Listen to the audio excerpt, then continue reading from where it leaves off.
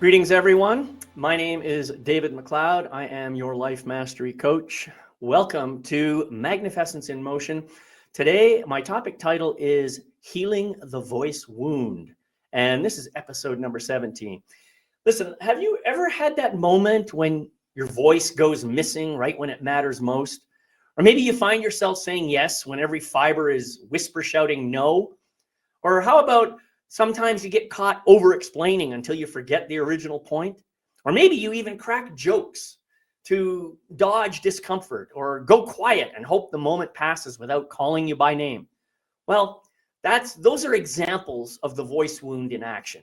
A set of learned protections that maybe kept you safe, but now keep you small. Shows up as people-pleasing, perfectionism, avoidance, or maybe quick yes, no, just to end the tension. So in this episode, I'm delighted to bring a friend on by the name of Dianna Leeder. She is a certified life and confidence coach and international best-selling author. And I think you're going to find that we're going deeper than just be brave. We're going to explore how understanding our behaviors, thoughts, and avoidance tactics can give us real choice. You don't have to be louder, you don't have to be harsher, but this gives you an opportunity to be clearer, kinder, and more authentic without that 3-day vulnerability hangover. So please join me in welcoming Dianna Leeder to the program. She's just going to get on camera here. There we go. There you are. Welcome, Dianna. Thank you so much for coming. Well, thank you very much for the invitation. I appreciate it very much, and I'm happy to be here. Yeah, well, I've known you now for I think 3 or 4 years since we co-wrote one of your books, the Find Your Voice, Save Your Life series, and Volume 4, Transcendent Men, Real Stories. Right. I was just honored to be a part of that, and it was great fun and awesome to meet you and all the other authors, including Scott Holmes, who was I guess the co-lead author of that. Yes.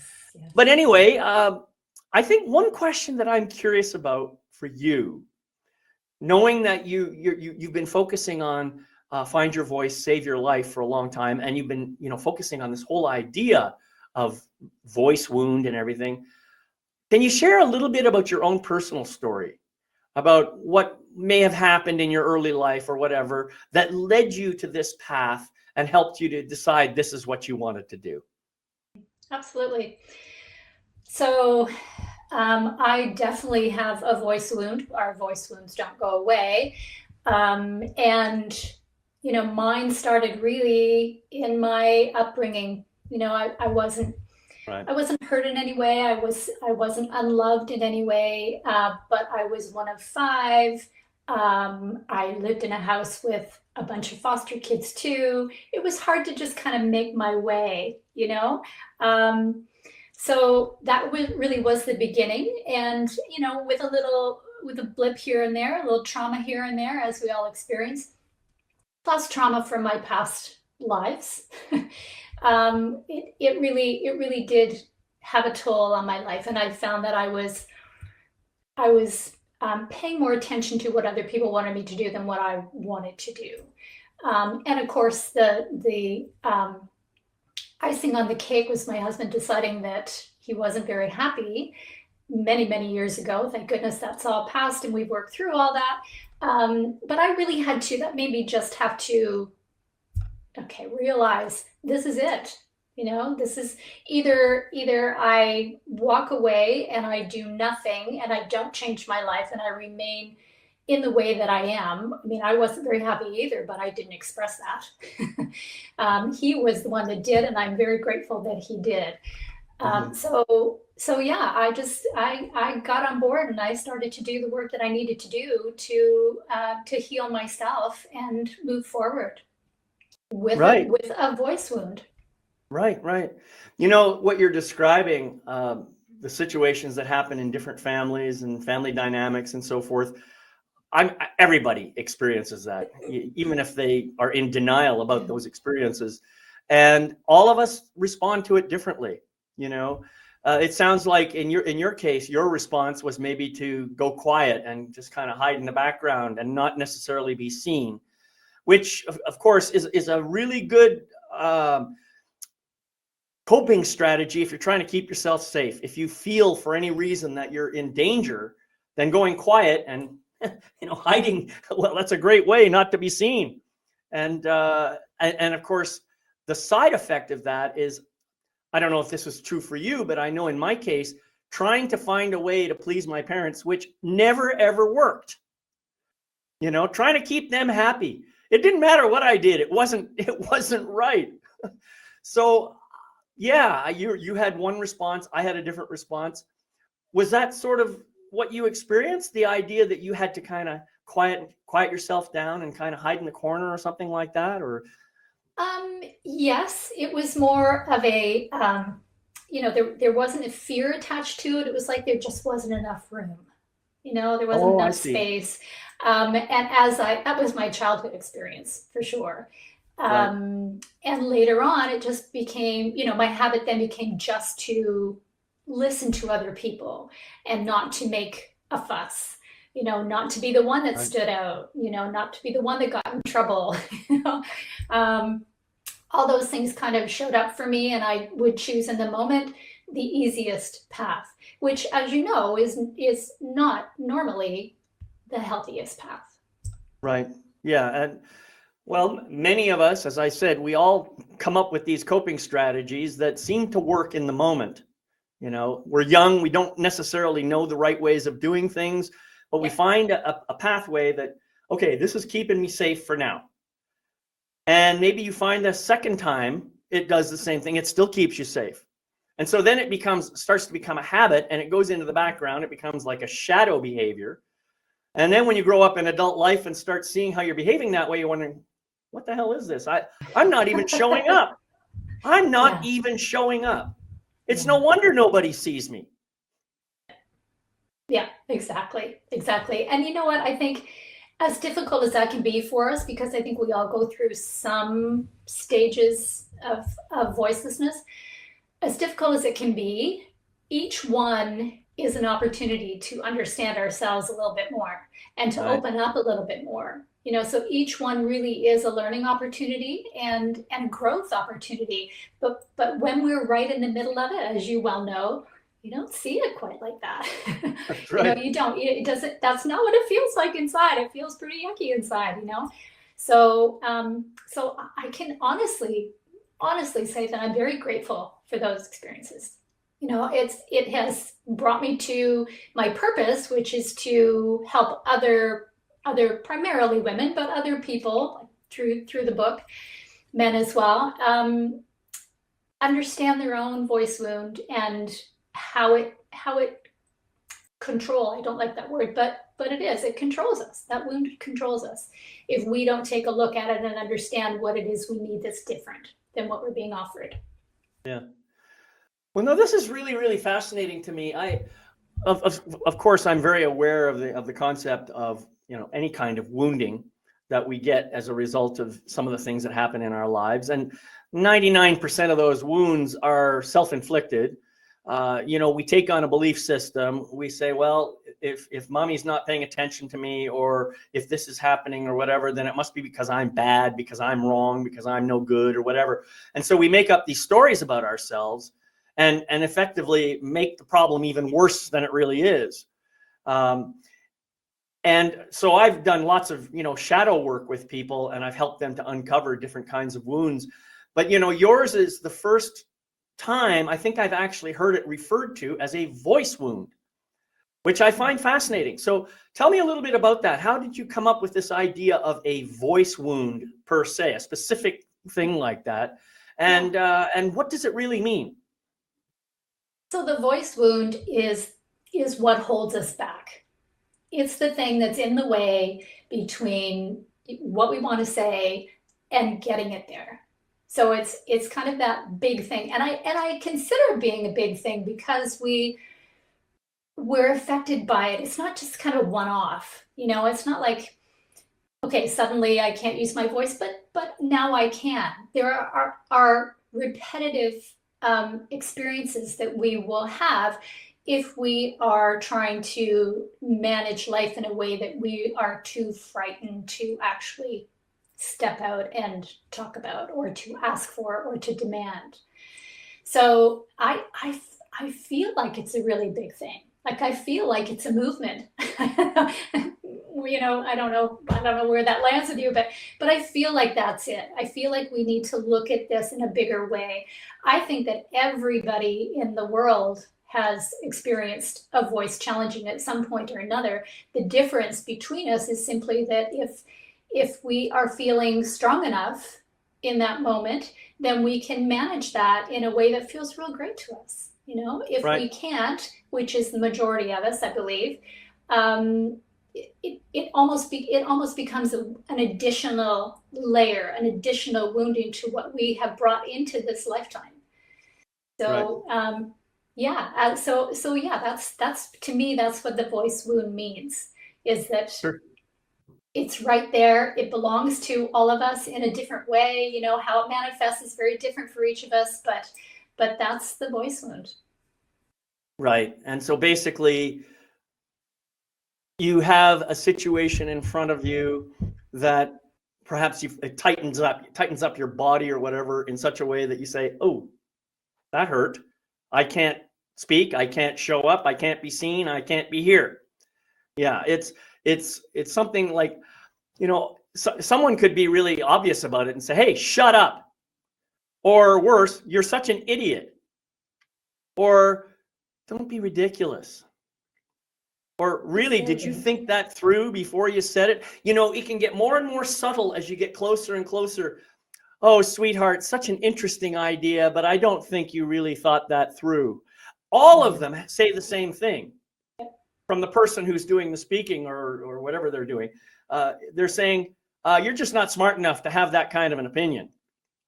Please keep your thoughts to yourself," kind of thing. And yeah, I totally get it, man. My mom's favorite statement was, "Don't be ridiculous." That was the one I heard most of my young life, So yeah, I totally get it. Yeah. My dad's was nothing harsh, but it was just came without any expectation on me as well. So kind of permitted me to, do nothing and to rely on others. He was most excited, I remember, as a report card. And I mean, my dad and I were very, very close, but his response was, he got really excited about this one piece that said that my teacher had referred to me as being a very pleasant girl. So, I mean, that was lovely that he picked up on that piece, but all the other stuff went down the wayside, Sure. So it does change, when you're a child and you pull that in, it changes how you go forward from there.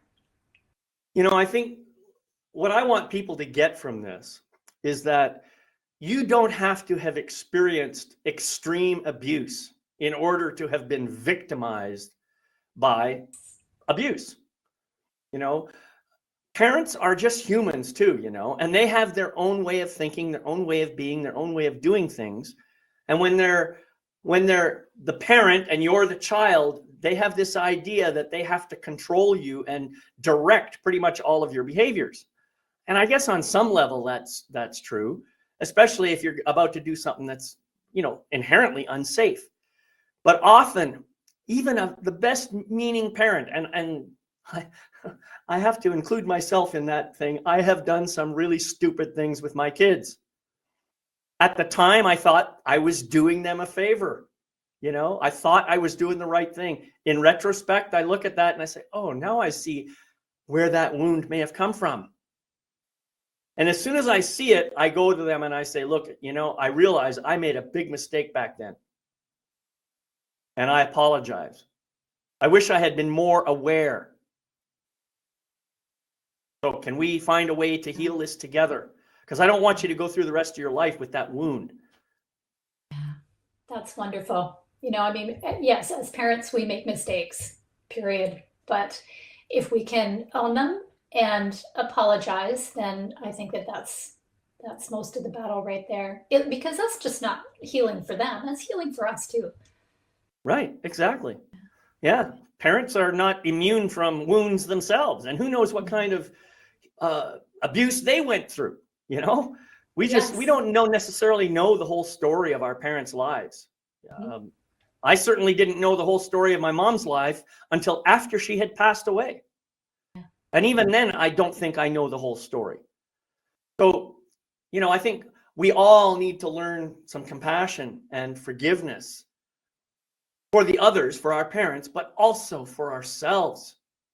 Mhm. How else can we grow? How else can we expand? Yes. And I think that that's part of this discussion about the voice wound because it's there and it belongs to each of us. It's on us to work it. It's on us to recognize what the experiences are, when they arrive, what our triggers are, what life is like when we are knee deep in a wound, what life is like when we're not, because it isn't 100% of the time that we're going to experience something negative from this, Right. right? I mean, we're going to have good voice experiences as well. And all that is dependent on a whole bunch of history stuff that probably we don't have time to Right. get into. But Yeah.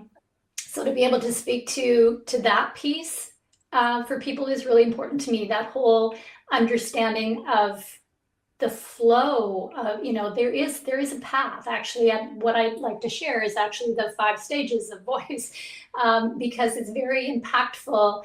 And sorry, my throat, it's been a unhealthy couple of weeks. It's very impactful to be able to see that, this is pretty dang common. I'm Right. not, there's nothing wrong with me. I'm not ill. I'm not crazy. This is happening, and it happens to everybody, pretty much everybody. And it's okay for me to see where I am, to use this as a tool to move Right. forward. Right. Well, so at the beginning of the show, I talked a little bit about some of the things that people might experience that could indicate a possible voice wound for them. Can you be a little bit more explicit? Can you give our audience some sense of what kinds of behaviors that they might engage in that might help them be more aware of their own voice wound? It's not to make them wrong or anything like that. It's just to help them build that awareness so that they can begin the path, maybe to come to these 5 steps that you're talking about. Mhm, mhm. So first of all, the 5 steps are actually, they're not steps that they would go through. They are, well, they are stages that one goes through as we are healing. So as we are Oh, okay. recognizing where we Sure. are. So Yep. step 1, when you kind of, when you take a look at that and you can identify you're there, you can see what comes next, and it opens that up for you to that degree. Sure. But Yeah. in terms of wounds themselves and how to kind of get through that and do the healing, I mean, there are so many. You touched on so much already in your intro, about the nervous system, calming the nervous system, having more greater confidence in yourself, which is not an easy thing to do, especially if you feel wounded. So there are all kinds of those kinds of things that we can engage in. We can sing, we can breathe, we can dance. I have a free monthly dance meditation class that anybody is welcome to join. We can hum. We can do all those things because they're all expression. Well, They're these sound like pathways to healing. I'm kind of curious about what symptoms people might experience. They may not even be aware of this idea of a voice wound. And as I said, I hinted at a few of what I think might be valid symptoms, such as always agreeing with people or avoiding conversations altogether by just saying a quick yes or no to get out of it. But I wanted to have you talk a little bit more about specific things that people might find themselves doing that could indicate that they have a really, maybe an unconscious voice wound that is dying to come out and be healed? Mm-hmm. Okay, so I'm going to read you stage one.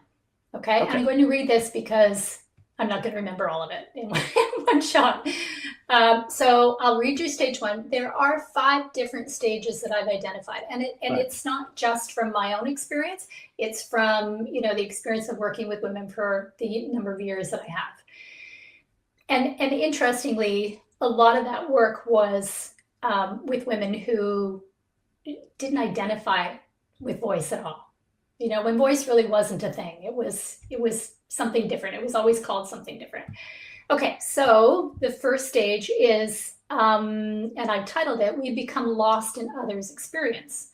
And I think you're going to be really familiar with all these stages, David, not because you may have gone through them all. I don't mean that, but because you have been coaching for as long as you have. So you're going to get this stuff. So the self-talk that one would have in their brain would be, "I can't do anything for me. I'm too busy with others who need me." So the explanation and the behavior is we're unable to ignore the calls, the asks, the demands from others. We think it's our role to live to help them, while we willingly ignore, and that's the easiest route to take. That's not kind of a bash. That's the easiest route to take. Our own needs for self-nourishment to maintain health and wellness. We engage in self-care activities that only touch the surface of the rest, rejuvenation, and healing that our bodies, minds, and souls truly need. We fear and avoid having to use our voices to get what we want. We feel frenetic, busy, tired, overwhelmed, at the beck and call of others with no clear path of change, fearful, hidden, and we feel like we're missing out on life. So that's stage one. Is that what you're thinking about? That pretty much describes it. Those sound to me like symptoms. Yeah. And some people will have some of them. Some people will have others. Some might have all of them. Some might have none. Maybe there's another symptom that you have that could be indicating that you're in this pathway, that you could use this kind of healing.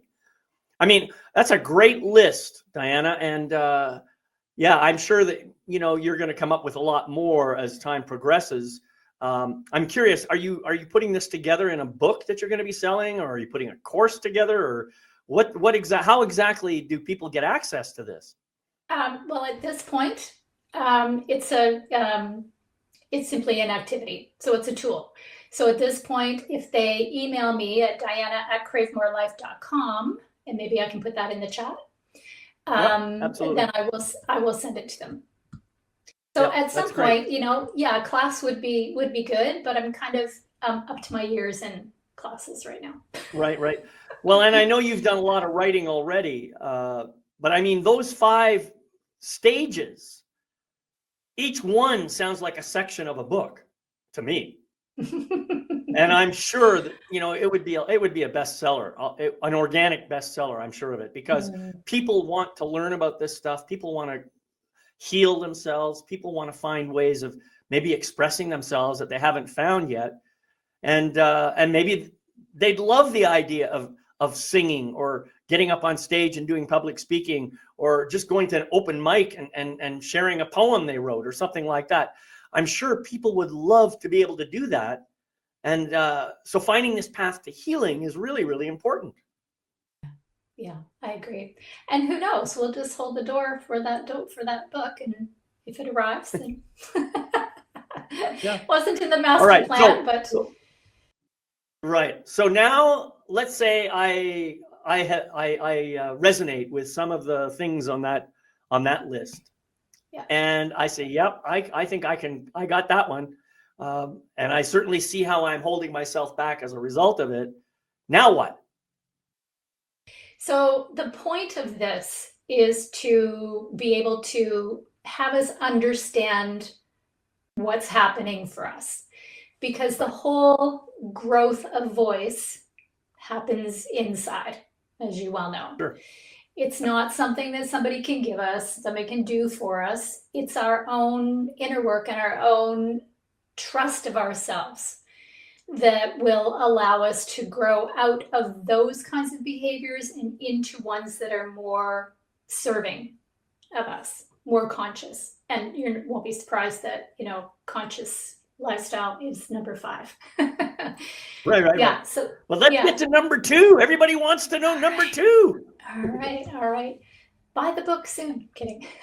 Okay. Yeah, so right. Number 2, I may have to give you some royalties, David. You know that. No, consider it my gift. Very nice.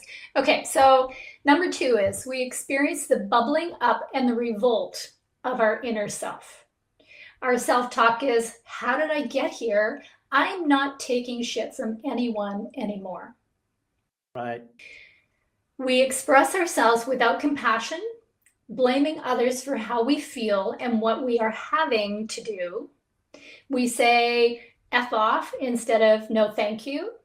We mistake the power we feel from our negative emotions as our authentic inner power. We know how we've been existing doesn't feel aligned, but we can't take responsibility for our own outcomes in the moment. We feel blame, anger, frustration, betrayal, sadness, and resentment toward others and ourselves. Wow. I'll tell you something. I can resonate with every single one of those things. I remember when I started doing my personal growth work in 1995, 96 timeframe, I was in that stage around 2001. And boy, oh boy, I'll tell you, the number one person on my list of blamees was my mother. Yeah. I had all kinds of justification for hating the world. God was number 2, by the way. My mother was number 1 and God was number 2. And I blamed those 2, let's say, entities individually for a long time.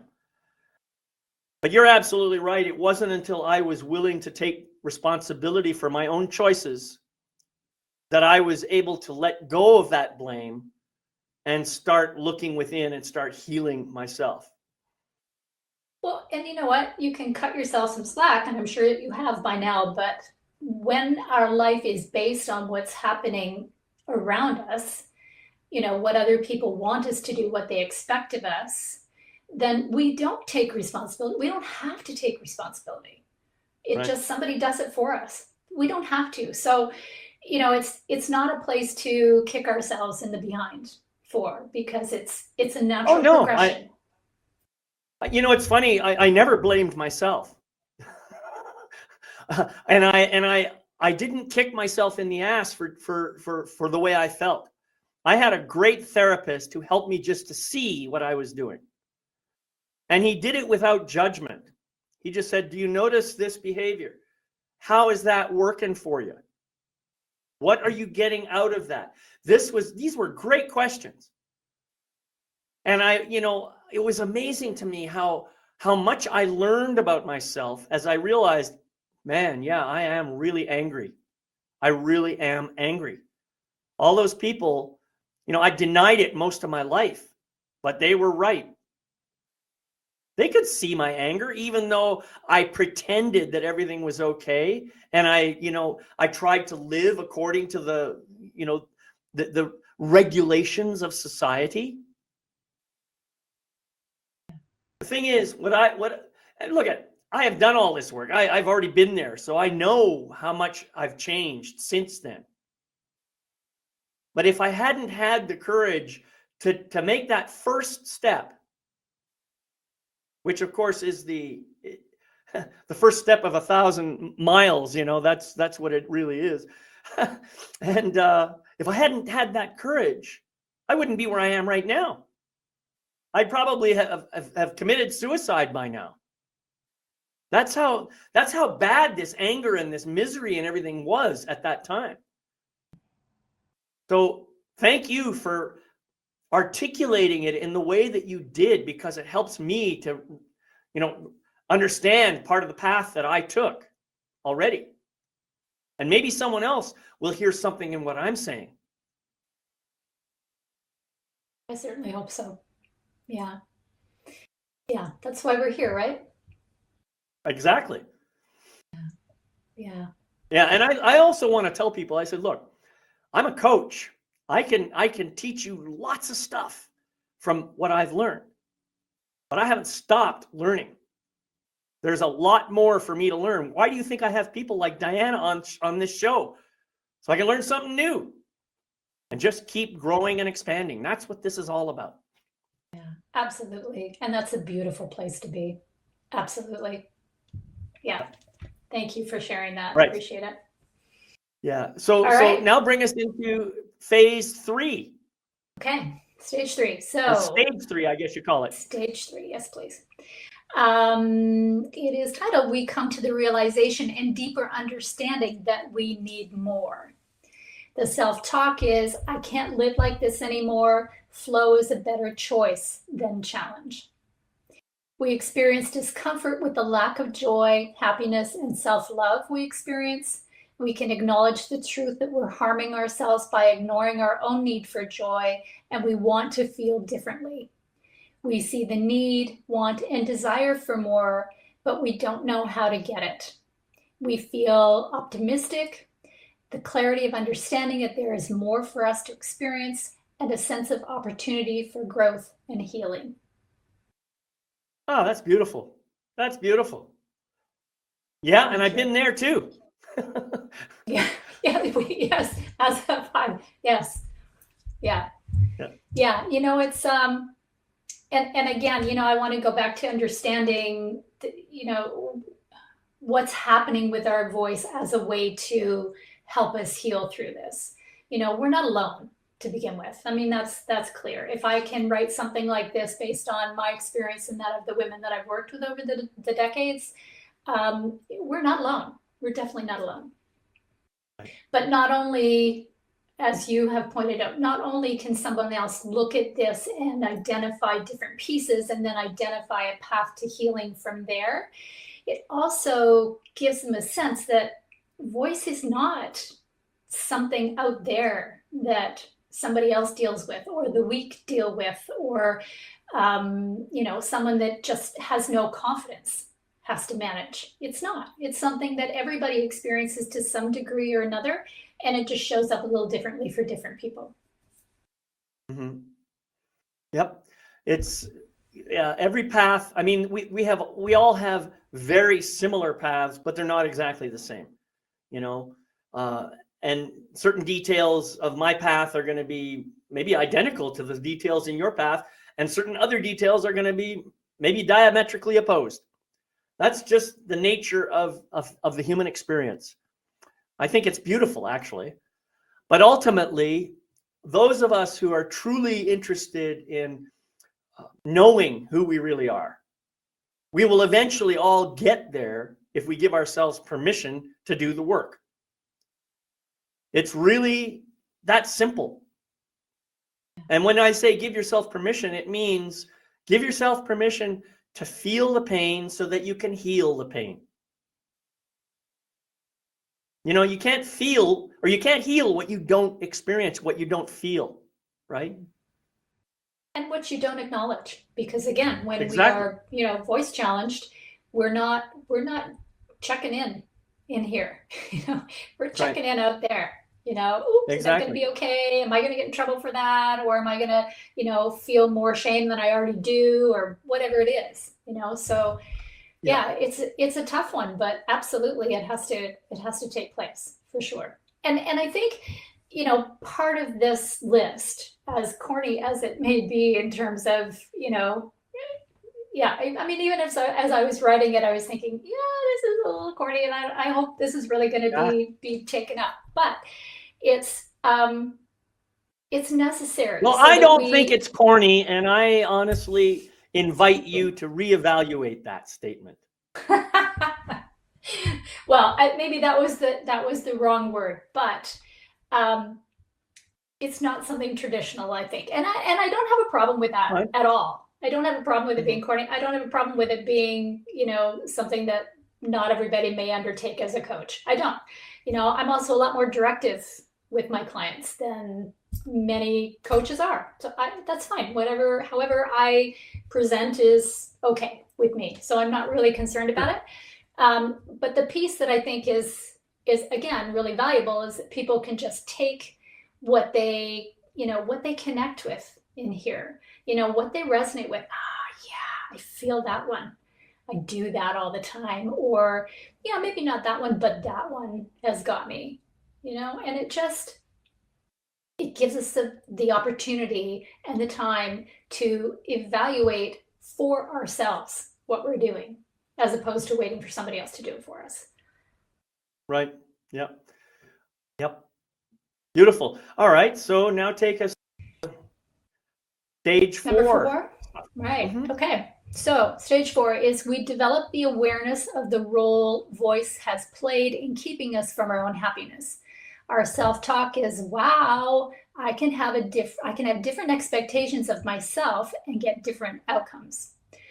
We see where we've been unable to use our voices. We ask why circumstances are happening for us instead of happening to us. We know what originally created our silencing and why we don't speak up when we need to support ourselves in the present moment, and we pay attention to the triggers we may be experiencing going forward as we heal and grow. We fully recognize our role in our own resilience and self-awareness. We are empowered by the aha moments as we learn about ourselves and our ability to have the life and relationships we want. We're feeling hopeful, empowered, strengthened by the ongoing belief that we are always at choice. Right. And so what you're describing to me in my mind is the landscape of healing. That's what it is. It's, it's like the rains have now parted. The clouds are clearing, the sun is coming out, and the flowers are starting to bloom. And you're starting to see things that maybe you didn't see before, with a whole new perspective and an understanding that, hey, I actually belong here. I mean, I think that's beautiful. Thank you. Yeah, and it certainly is a path to greater consciousness, greater self-belief, right, greater self-awareness, which we need to build. As voiceless people, we need to build that and strengthen it all the time. Yeah. And the other thing that I think comes about because of this is as your level of happiness starts to increase again, that only happens because you are connecting back into the truth of who you really are. You are understanding that you are more than just this physical body doing these things and having all these roles. You're far more than that. And you have many, many more options than in front of you than maybe you realized before. It's a raising of awareness, consciousness, as you call it, that means, wow, I love myself. I love my life. And you're saying it without ego. You're saying it with just honesty and truthfulness. There's nothing wrong with self-love. In fact, I think it's mandatory. You can't really have a good life without it. But the other thing that comes around as a result of that is, now that I love myself more, it's easier for me to love all those people around me, including the ones that I may have blamed before. I can now see that my mother, she was just doing what she was doing because she's a human being. And in reality, a lot of what she did because she loved me. How can I fault that? How can I blame that? But it's from there that I developed this sense of compassion for my mother, and therefore forgiveness. I mean, it's magical. It really is. It's very magical. And it is that path of consciousness that, I think we all eventually go through, that is very different, where, you just kind of turn around and you think, oh, wow, didn't feel like it was that long ago that I was over there. And now Right. all those things that would drive me crazy, or that I would blame or get angry about, they don't matter in the same way anymore. I mean, this, it's, yeah, 101. They just don't matter. They're not important. What's important is that, we're not judging them anymore. We're Exactly. not putting labels on who they are and what they did.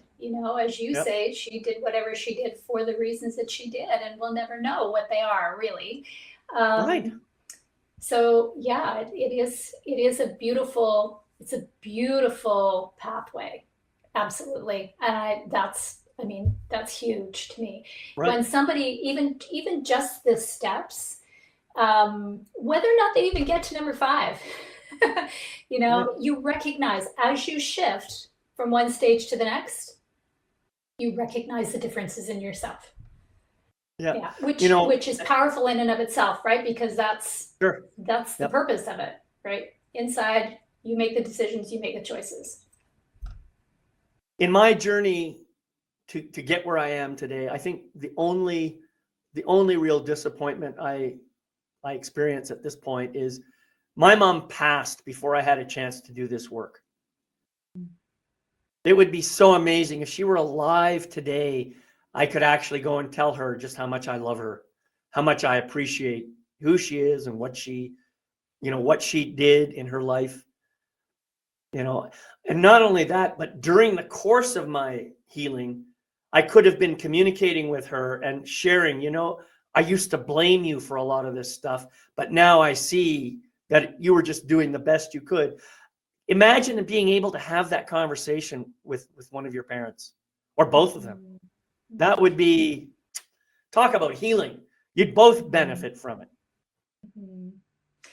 That's interesting because part of, my parents were not abusive in any way, but there are things that I would certainly like to say to them face to face.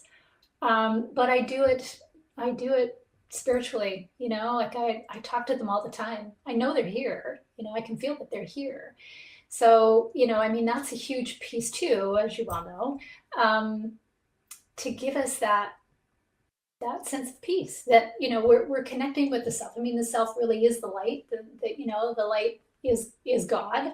So, why is that, it's not a stretch to be connecting and communicating with other beings of light. Right. And Well, I'm sorry, go ahead. No, I was just going Tangent. to, please finish your statement. No, I wanted to hear what you had to say. I was just going to say that it's, in terms of that whole piece, I really do believe that we are here to have really exceptional, happy lives. Mhm. And I do, and I don't want to use the word blame because it's such an icky word, but I really take exception, we'll say, to the kind of structures that have been put in place for us in what I refer to as the human sauce or the human conditioning that has kind of helped us jump into the roles as I'm describing. So, if we think that, and I'll use a very simple one, if we think that as women, we're not supposed to speak harshly to our partners, our husbands. If we think that that's still the case, obviously we know it isn't the case and should never have been touted as such, but it was. So going back to that as an example, if we do that, then that's going to guide us for a long time, and it's those kinds of triggers that are really necessary to be aware of as well. Right. Yeah, I mean, this is an amazing conversation. I think it's really, really good stuff here. One of the things that I wanted to say, I already talked about how the beauty that can come about if I had the chance to speak or to communicate with my mother about this. One thing that I realized, my mom passed in 1992 before I'd even started to do this work. So, of course, the thought of having the conversation with her didn't even enter my consciousness back then. Of course. But it certainly did as I was progressing. And then I realized, wow, I certainly don't want to die and have my kids not be able to talk to me. So I made sure I went back to them and I said, look, I know I've not been a perfect parent. I know I've made lots of mistakes. and you maybe have some wounds that you haven't dealt with yet, or maybe aren't even aware of yet. But sooner or later, you're gonna find out about them, and maybe you're even gonna blame me. But I want you to be able to come and talk to me. I want you to know I can hear it. I want you to know I'm here to support you in that journey. And I mean, that's been quite a gift. My kids have shared some stuff with me that was hard to hear, and I said, I'm so grateful you told me that. Thank you. You know, not to make anybody right or wrong about it or any of that stuff. There is room for amendments, or not amendments, amends after something like that has happened. It may have been something I never even knew about. What's important to me is knowing how they felt and why they felt that way. That's what's important. You know? Wow. So kudos to you. I think that that's probably one of the biggest gifts we can give our family. Right. You know, I really do, whether it's our children or, you know, siblings or parents, you know, to talk, you know, to be able to say that stuff to one another, to be able to express whatever it is that's happening in here and bring it out into the, you know, into the community. And I mean, you know, your choice of community. Exactly. You know, I just think that's so healthy and so important, and it shouldn't be lost. You know, people shouldn't be afraid to do that. You know, I think that when you get to a point where you can do that, that's a huge risk, a huge risk. So, and I know a lot of, you know, even now, you know, clients of mine will, well, I can't say that to my husband, or I could never say that to my father and my mother, you know, it hurt their feelings, you know, so it's things like that that we need to challenge in ourselves. Yeah. But being able to actually do it is an incredible gift. So good for you, David. You know, I'm reminded of a book. I can't remember the author's name at the moment, but the title of the book was Don't Be Nice, Be Real. And it was a great book, because that's part of the problem in our society. As you talked about, you know, the human sauce, a big rule in our human sauce is be nice. And how many times did you hear that as a kid in school? You know, be nice. You know, come on, give me a break. Why aren't kids allowed to be real? Let them express themselves. Let them speak their truth. If they're going to have a tantrum, find out what it's about. You know, don't let them hurt other people, of course, but you know, we just have to let that energy out of them. Yeah, I agree. I have grandkids, so I agree. And you know, parenting has shifted even from when I parented my daughters. Right. And that's the thing now. You know, you listen to your kids, and you honor their feelings, and you let them say what they need to say. I think the piece, and this is really an interesting part for me, what has been, is that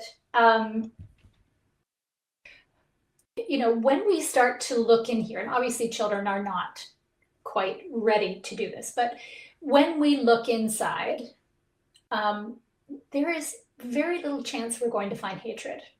Very, very little. You know, I don't think that most people carry hatred. I think hatred comes from our conditioning. You know, whatever that may have been, if something really is that difficult for you, then, you know, yes, share it, but share it in therapy. You know, it's not, I think we have to speak our truth, but the kindness, I think, is still an important aspect of it. Right. And especially for kids, because they don't, you know, they don't quite know the difference. But it's, you know, I think that there's room for both. I think that there's room for truth and kindness in the expression. Oh, of course. I agree with that. Yeah. When I say don't be nice, I'm not saying don't be kind. Remember, I am simply saying don't allow yourself to be cowed into a particular kind of behavior because society says that's the way it's supposed to be. Absolutely. Do it because it's Absolutely. the right thing to do, and be honest. And I've also said before, this idea of brutal honesty, you never have to be brutal when you're being honest. No. You can be honest and you can be kind at the same time, you know? Yeah.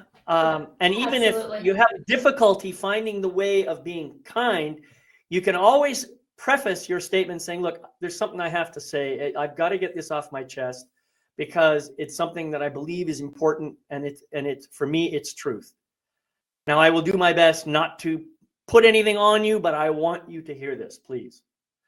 So you've now given them a warning that something might be a little uncomfortable to hear. You can do that. It doesn't always have to be perfect, and it doesn't always have to be super clean.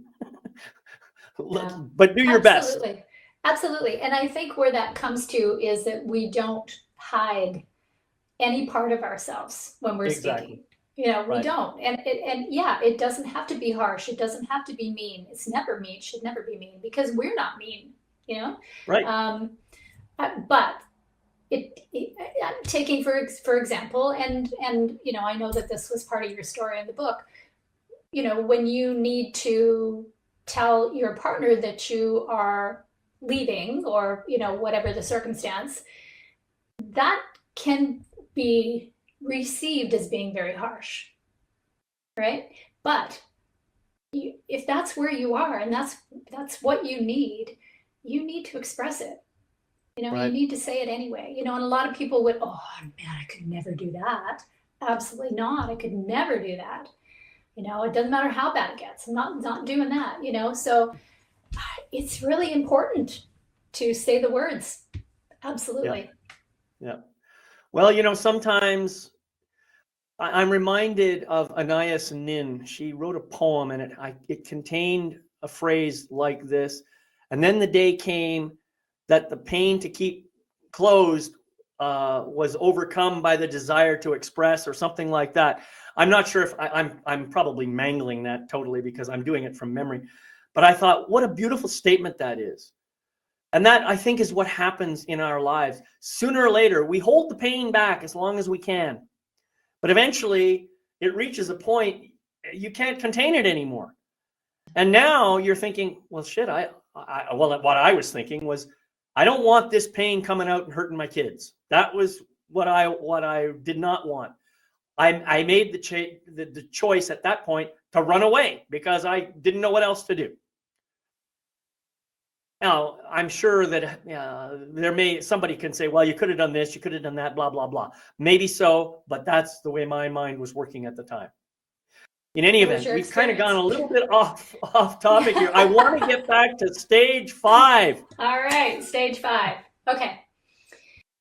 We discover greater healing and peace in consciously using our voices. Our self-talk is, this has been all about me and my healing. Peace lies ahead for me.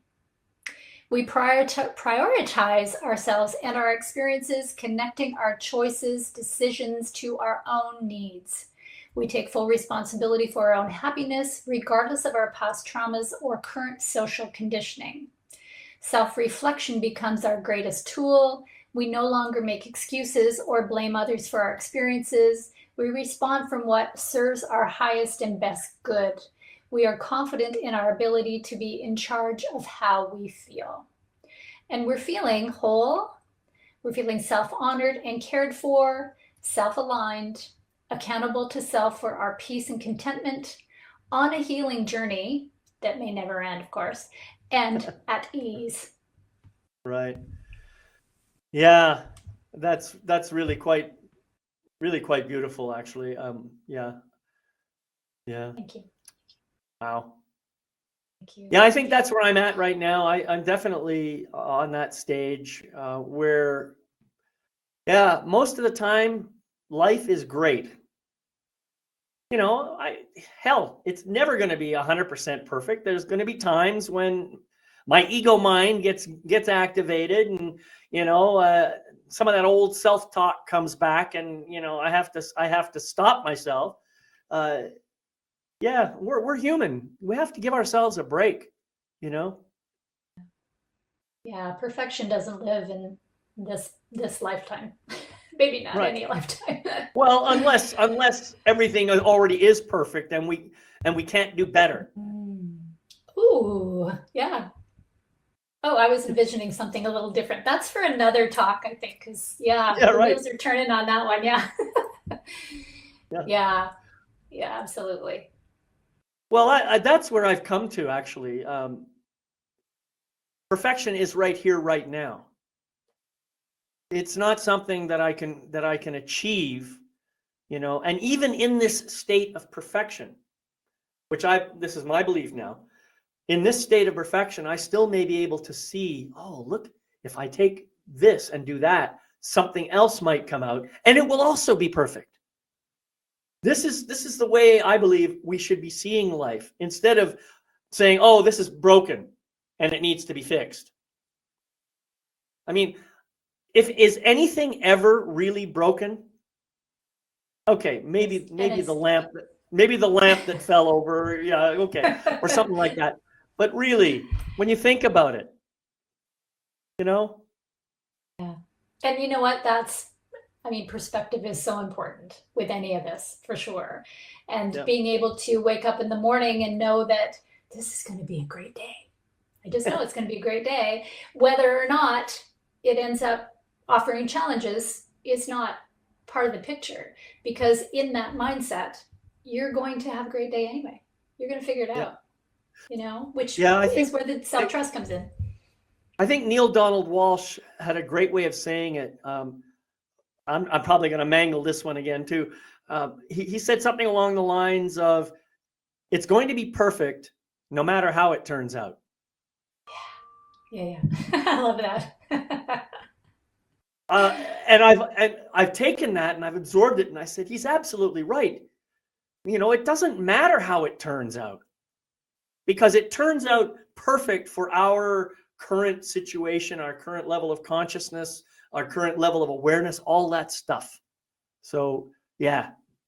So I wanted to ask you, Dianna, how can people connect with you and find out, aside from your email address, do you have a link to a program or something that people can get to that may be free or low cost or something like that? And can you just drop it in the chat?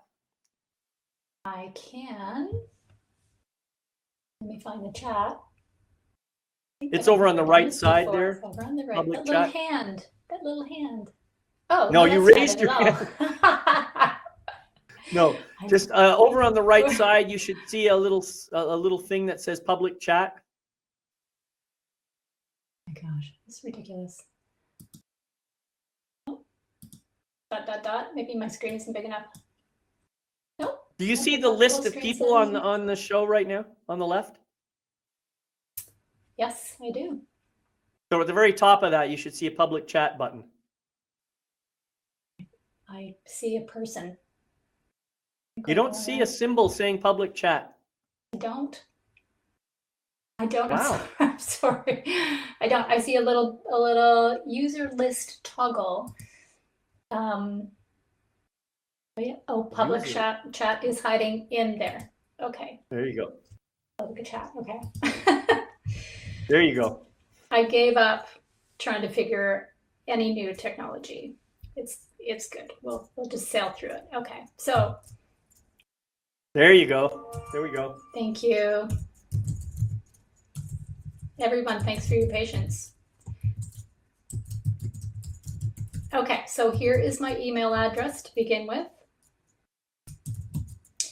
And my website is, obviously, createmorelife.com.